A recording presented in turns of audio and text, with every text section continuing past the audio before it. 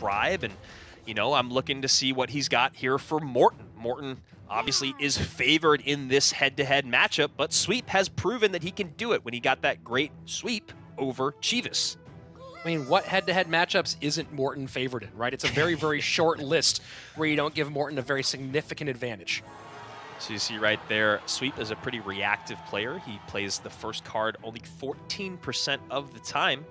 Morten on the other side of it, maybe a little bit less aggressive than most, but still 41% of the time likes to get that card down first because, honestly, he's a guy that I think likes cheaper decks.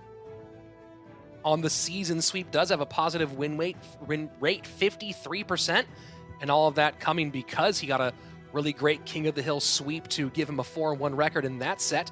10-9 on the season in games.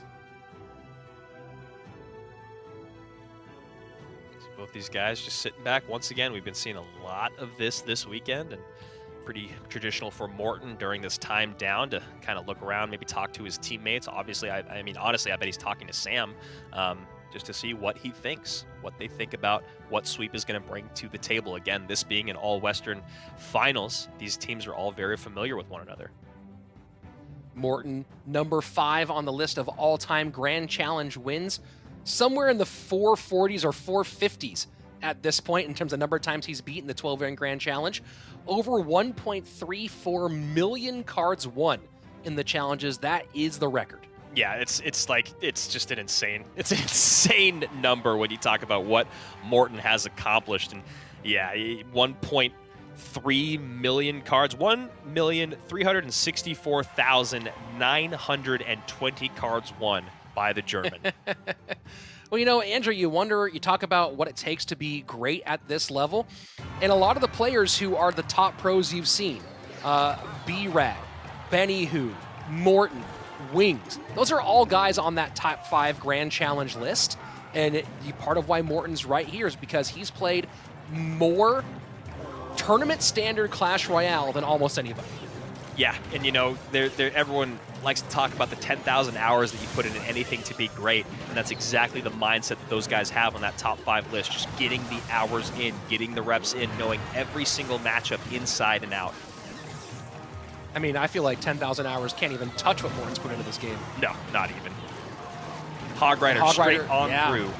And Fisherman gonna do no help for Sweep on the opposite side of the board because that Inferno Dragon burns the Hog Rider down before the Fisherman gets involved at all, and this is all going poorly for the Canadian. Yeah, those were all really, really bad interactions for Sweep. Not to say that he played them poorly, but it was just really, really unfortunate with the way things went. The Inferno Dragon burning down that Hog Rider just in time for that Fisherman to walk towards the wrong direction. And of course, that Inferno Dragon being in the exact position Sweep did not want for the Giant Skeleton Bomb to clean it off the board, allowing the Spear Goblins to connect. And the balloon does not connect here, but the death damage will help out a little bit. I think Sweep was okay with that. I think he was probably pretty happy with that exchange there. You see, he's down by just a little bit of elixir. He is going to have a hard time with the Hog Riders, though.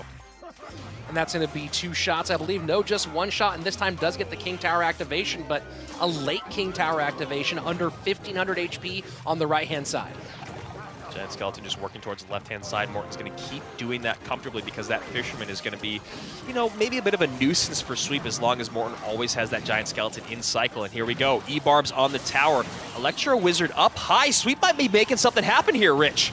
Yeah, very, very good chance he gets a connection, wow. And he will. Sweep wins game number 1 over Morten. I just don't even really know what happened there. It just felt like Morten had the complete oversight of the balloon about to come down that right-hand